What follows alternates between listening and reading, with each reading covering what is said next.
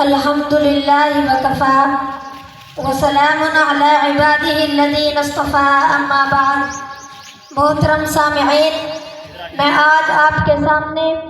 اس ہستی کا تذکرہ کرنے لگا ہوں جس نے راتوں کو اٹھ کر لوگوں کی خبر گیری کی،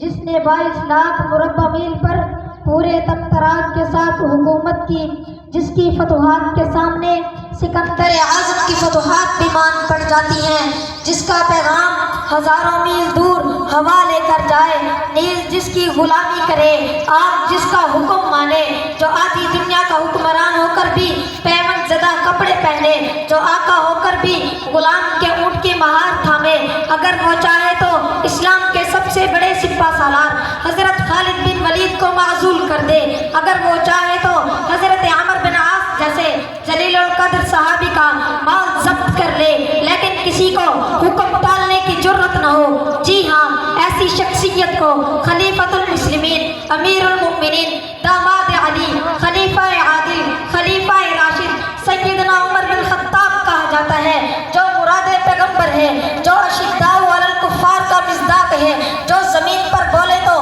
خداوند ذوالجلال قرآن بنا کر بھیجے، جلو کان بعدی نبی لکان عمر کا مصداق بنے، جنہیں رحمت کائنات اور پہاڑ پر شہادت کی خوشخبری دے، جو خود دیار حبیب میں شہادت کا طلبگار ہو۔ اللہ تعالیٰ نے انہیں کی دعاؤں کو قبول فرمایا کہ 27 ذی الحجہ بروز بدھ 23 ہجری آپ ابلولو فیروز مجوسی کے ہاتھوں مصلی نبی پر زخمی ہو کر یکم محرم الحرام کو شہادت کا رتبہ پایا۔ والسلام علیکم ورحمۃ اللہ وبرکاتہ۔